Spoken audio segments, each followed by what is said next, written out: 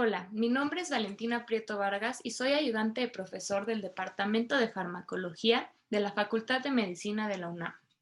Hoy vamos a revisar a modo de repaso la farmacología de la tuberculosis. Comencemos. Para empezar, vamos a entrar un poquito en contexto. ¿Qué es la tuberculosis? Bueno, esta es una enfermedad infecciosa, sistémica y crónica que afecta principalmente al sistema respiratorio. Sin embargo, también puede afectar otros órganos, y esto es lo que vamos a conocer como tuberculosis extrapulmonar.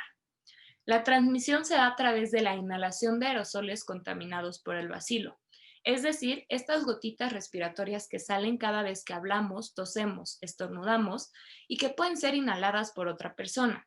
Es causada por la bacteria Mycobacterium tuberculosis. Pero ahora quiero mencionar la importancia de que hablemos sobre esta enfermedad. México es zona endémica de la tuberculosis, es bastante prevalente y es importante como médicos generales conocer el tratamiento adecuado de esta enfermedad para darle a nuestros pacientes un mucho mejor pronóstico. Creo que todos sabemos que existe una vacuna contra la tuberculosis. Sin embargo, es importante conocer que únicamente protege contra la tuberculosis meningia y contra la tuberculosis miliar. Otro elemento a resaltar sobre el tema es que el principal factor de riesgo para desarrollar esta enfermedad es un estado de inmunosupresión. A nivel global, el VIH es el más importante. Sin embargo, en México siempre hay que tener presente a la diabetes mellitus, ya que tiene una relación muy importante con el desarrollo de tuberculosis. Ahora hablaremos un poco sobre el agente etiológico. Mycobacterium tuberculosis es un bacilo no esporulado que requiere de oxígeno para sobrevivir, es decir, es un aerobio obligatorio. Además es conocido como bacilo ácido alcohol resistente o BAR. Esto se refiere a que la pared celular de esta bacteria es muy compleja y es muy rica en lípidos, lo que la hace más resistente a muchos de los antibióticos que conocemos.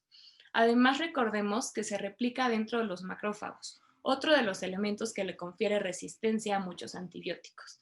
Es por eso que el tratamiento de la tuberculosis es tan específico. En este diagrama podemos ver a los diferentes elementos que componen la pared de la bacteria. Los dos que nos van a importar para los fármacos de la tuberculosis son el arabinogalactano, marcado con la letra C, y los ácidos micólicos, marcados con la letra F. Bueno, primero vamos a mencionar cuáles son los fármacos que vamos a utilizar para tratar la tuberculosis. Estos son 4 y los vamos a recordar con la mnemotecnia de RIP enfermo. Primero vamos a tener a los 3 fármacos que son bactericidas y los vamos a recordar con RIP. RIP alude a la muerte, entonces sabemos que los fármacos que forman las siglas RIP van a ser los que van a matar a la bacteria, son los bactericidas. Y estos son rifampicina, isoniazida y piracinamida. Por último tenemos al etambutol, el que va a representar la E de enfermo. El etambutol no es bactericida, es bacterioestático. Con esta E de bacterioestático también vamos a recordar que el etambutol no mata a la bacteria, únicamente es bacterioestático. Ahora vamos a comenzar por el primer fármaco, la rifampicina. La rifampicina es un antibiótico cuyo mecanismo de acción consiste en unirse a la subunidad beta de la ARN polimerasa dependiente de ADN.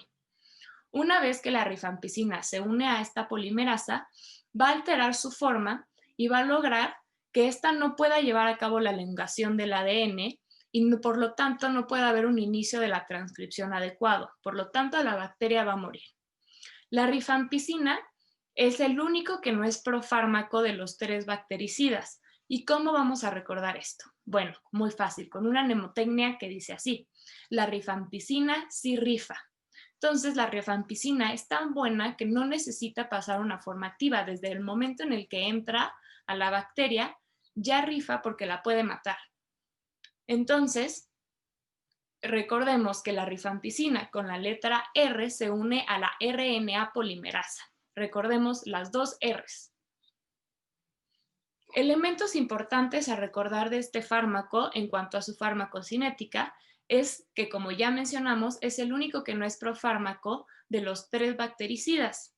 Es además un importante inductor del CYP3A4, que como sabemos metaboliza el 50% de los fármacos. Por lo tanto, cuando le vayamos a dar rifampicina a un paciente, siempre tenemos que tomar en cuenta qué otros fármacos está tomando. Además, tiene eliminación hepática. La resistencia a este fármaco se genera cuando la bacteria desarrolla mutaciones en la polimerasa. Estas mutaciones van a generar que la rifampicina no se pueda unir al fármaco adecuadamente y por lo tanto no puede llevar a cabo su mecanismo de acción. Cuando se administra como monoterapia es cuando sucede esto. Es clasificación C en el embarazo y como reacciones adversas al medicamento podemos tener hepatotoxicidad, una coloración naranja de los líquidos corporales, leucopenia, trombocitopenia y anemia hemolítica. Ahora pasamos a la isoniazida. La isoniazida es un profármaco que es activado por la enzima catalasa peroxidasa de la micobacteria. Esta, una vez en su forma activa, lo que va a hacer es inhibir la biosíntesis del ácido micólico. ¿Cómo va a lograr hacer esto? Va a inhibir a la enzima enoil ACP reductasa.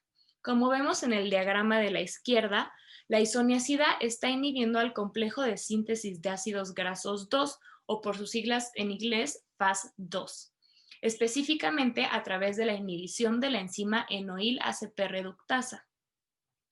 Ahora quiero que se fijen rápidamente en la estructura química de la isoniazida y su similitud con la piridoxina. Recuérdenlo para las reacciones adversas al medicamento, nos va a ayudar para entenderlas. Y de nuevo, como vimos en la mnemotecnia, RIP, la isoniazida es un fármaco bactericida. Otro elemento importante a mencionar es que es el tratamiento utilizado como profilaxis de la tuberculosis.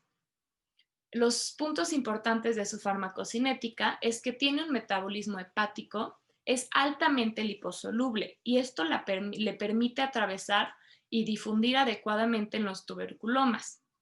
Tiene eliminación por vía renal y no se recomienda dar con alimentos ricos en grasa, ya que disminuye su absorción hasta en un 50%. Recordemos que es altamente liposoluble. La resistencia a este fármaco se genera cuando la bacteria desarrolla mutaciones en la catalasa peroxidasa. Por lo tanto, el fármaco no se puede activar. O también se puede dar cuando hay mutaciones en los genes de la biosíntesis del ácido micólico. En el embarazo tiene una clasificación C. Y las reacciones adversas al medicamento de importancia son la neuropatía periférica, la neurotoxicidad y la hepatotoxicidad. La hepatotoxicidad es dosis y edad dependiente. Principalmente hay más riesgo cuando los pacientes tienen más de 35 años. Ahora, si recuerdan, les dije que había una similitud en la estructura de la isoniazida y de la piridoxina. Esto genera que cuando se le administra isoniazida a un paciente, este paciente elimine mucho más la piridoxina y por lo tanto tenga una susceptibilidad a desarrollar neuropatía periférica y neurotoxicidad. Pero ¿cómo vamos a prevenir que suceda esto? Cuando a un paciente le vamos a dar isoniazida, hay que administrarle también una dosis de piridoxina y de esta forma evitamos estas reacciones adversas al medicamento. Ahora pasamos a la piracinamida. Este es otro profármaco que va a ser activado por la piracinamidasa micobacteriana, pero además requiere de un medio ácido para poder actuar adecuadamente. Una vez que se encuentra en su forma protonada por el medio ácido, lleva a cabo una acidificación intracelular al transportar protones al interior de la micobacteria, del exterior al interior.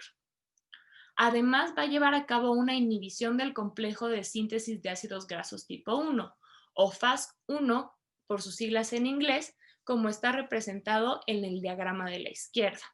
Esto hace que no se pueda llevar a cabo una adecuada síntesis de ácidos micólicos y la pared celular no se pueda formar. Este es el último de los 3 fármacos bactericidas. Recuerden, RIP, rifampicina, isoniazida y piracinamida. Y al final, también es importante recordar que el único que no es profármaco de estos 3 es la rifampicina, porque la rifampicina sí rifa. Elementos importantes de la farmacocinética de la piracinamida es la eliminación renal y que al ser eliminado a través del riñón va a bloquear al transportador de aniones orgánicos 2 y esto va a tener una importancia en las reacciones adversas al medicamento, ya que al bloquear este transportador, el cuerpo no puede desechar adecuadamente el ácido úrico. Entonces, este se va a acumular en circulación y puede generar hiperuricemia o artralgias en pacientes con gota. Por lo tanto, este fármaco está contraindicado en gota. Al administrarse como monoterapia se puede desarrollar resistencia. Y otras de las reacciones adversas al medicamento son la hepatotoxicidad, la trombocitopenia y la anemia. En el embarazo, este fármaco tiene clasificación C. Por último, vamos a hablar sobre el etambutol. Si recuerdan la mnemotecnia de RIP enfermo, el etambutol es el bacterio estático. Acuérdense también de la E. Este va a actuar a través de la inhibición de la enzima arabinosil-transferasa, lo que va a impedir la adecuada biosíntesis del arabinogalactano. Los elementos importantes a resaltar de su farmacocinética es que tiene una eliminación por vía renal por el transportador de aniones orgánicos. La resistencia a este fármaco se genera cuando la bacteria tiene mutaciones en un aminoácido en caso de que se administre como monoterapia. Y las reacciones adversas al medicamento son una hiperuricemia, neutropenia, trombocitopenia, neuritis óptica o manía. Ya entendimos por qué se da la hiperuricemia, ya que vimos que este fármaco también se elimina por vía renal y utiliza el transportador de aniones orgánicos. Finalmente, este tiene una clasificación en el embarazo B. Por último, vamos a mencionar un poco en qué consiste el TAES, así es como viene en el temario, pero TAES significa tratamiento primario acortado estrictamente supervisado. Ya que conocemos todos los fármacos de la tuberculosis, hay que saber cómo se le van a dar al paciente. Este esquema de tratamiento consiste en dos fases. La primera es la fase intensiva y la segunda es la fase de sostén. La fase intensiva busca administrarle al paciente 60 dosis a lo largo de 10 semanas. Por lo tanto, el paciente tiene que acudir a la clínica de lunes a sábado y se le tienen que administrar en una sola toma estos 4 fármacos: rifampicina, isoniazida, piracinamida y etambutol. En la fase de sostén, esta va a durar un poco más que la fase intensiva. A lo largo de 15 semanas, se le busca administrar al paciente 45 dosis, haciendo que vaya a la clínica de lunes, los miércoles y los viernes.